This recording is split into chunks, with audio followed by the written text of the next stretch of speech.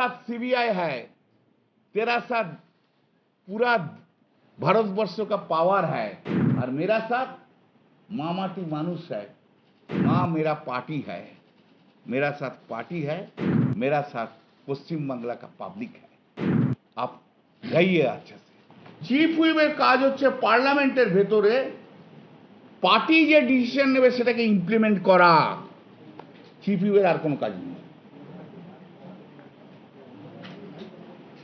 Chief হুইপের কাজ যদি পার্লামেন্টে পার্টির ডিসিশনকে ইমপ্লিমেন্ট করা, তাহলে যিনি চিফ হুইপ হিসেবে ক্লেম করছেন সে পার্টির বিরুদ্ধে কি করে কথা বলছে?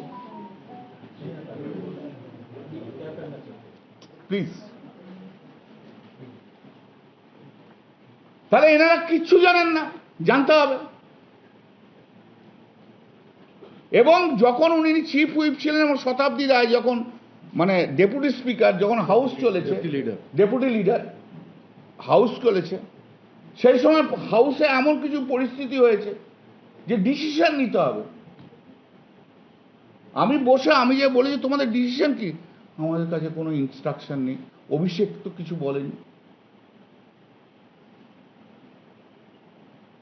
এবং কাকলি ঘোষরা বারবার বাইরে গিয়ে দৌড়তো অভিষেক কি বলবে তাই জন্য ইমপ্লিমেন্ট করতে।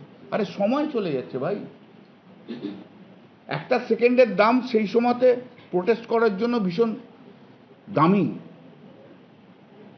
তখন আমি এবং মহুয়া নিজেরা ডিসাইড করে কিন্তু আমরা কাজ করেছি, এরা কিন্তু তখন চুপ করে বসেছিল। কাকলি ঘোষকে চিফ হুইপ হিসেবে প্রতিবাদ করার জন্য কখনো ওয়েলে দেখা যায়নি।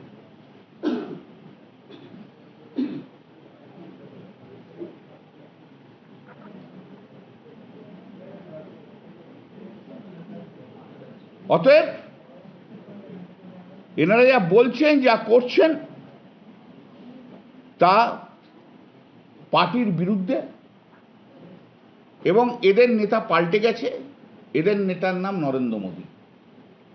যারা আলাদা করে ব্লক তৈরি করছেন তাদের নেতার নাম নরেন্দ্র মোদী। ভূপেন্দ্র যাদবের বাড়িতে গিয়ে শুভেন্দু অধিকারীর সঙ্গে বসে তারা প্রমাণ করে দিয়েছেন তারা হচ্ছেন বিজেপি। নরেন্দ্র মোদী ওদের নেতা হয়ে গেছে, কিন্তু ডাইরেক্টলি এখনো বলতে পারছে না বিজেপি করি। মানুষ কিন্তু বোকা নয়, মানুষ সব জানে, মানুষ সব বোঝে কে কি করছে। কথা জাগলারি এখানে ওখানে করতে পারে, কিন্তু মানুষ বোঝে কে কি করছে। আমাদের কোনো অসুবিধা নেই, আমাদের কোনো অসুবিধা নেই। 20-21 যা আছে আছে, যে যাবে সে চলে যাবে। দয়া করে তৃণমূলের নাম রেখো না গায়ে। যারা মমতাদিকে এত ক্রিটিসাইজ করে, যারা অভিষেককে ক্রিটিসাইজ করে, যারা পার্টিকে ক্রিটিসাইজ করে, আপনাদের হাত জোর করে বলছি আপনারা তৃণমূল নামটা লিখবেন না প্লিজ। যাও যাও যাও প্লিজ। যদি পলিটিক্যাল মোরালিটি থাকে, যদি সত্যি সত্যি সৎ হন, যদি আপনাদের এটল বিবেক থাকে, বলবেন না তৃণমূলের এমপি, বলবেন না। তারপর পাবলিক বুঝে নেবে।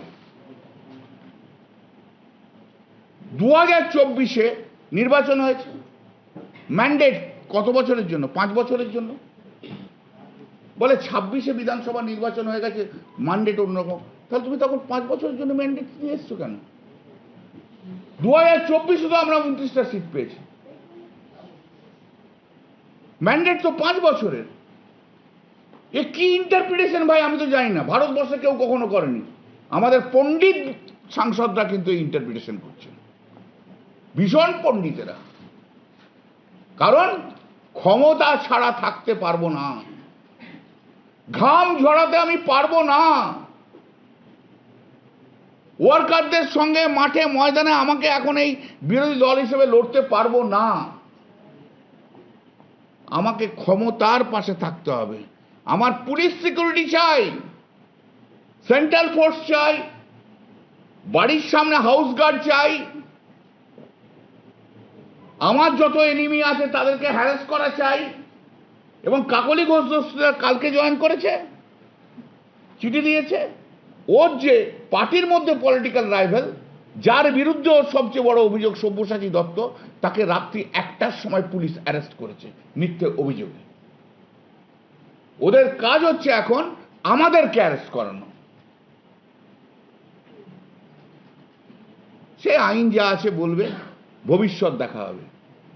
রাস্তায় রাস্তায় পথ দেখায়, মানুষ জানে কে কোন চরিত্রের, মানুষ জানে কোন চরিত্রের। সাময়িক রাজা হয়ে কোনো লাভ নেই।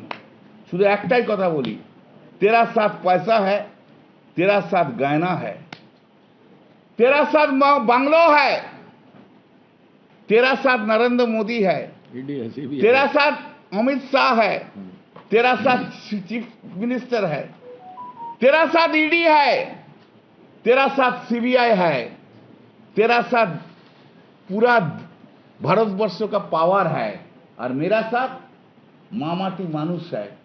माँ मेरा पार्टी है, मेरा साथ पार्टी है, मेरा साथ वर्कर है, मेरा साथ पश्चिम बांग्ला का पब्लिक है। आप गइए अच्छे से। प्रभातखबर.com, विश्वास वही, रफ्तार नहीं।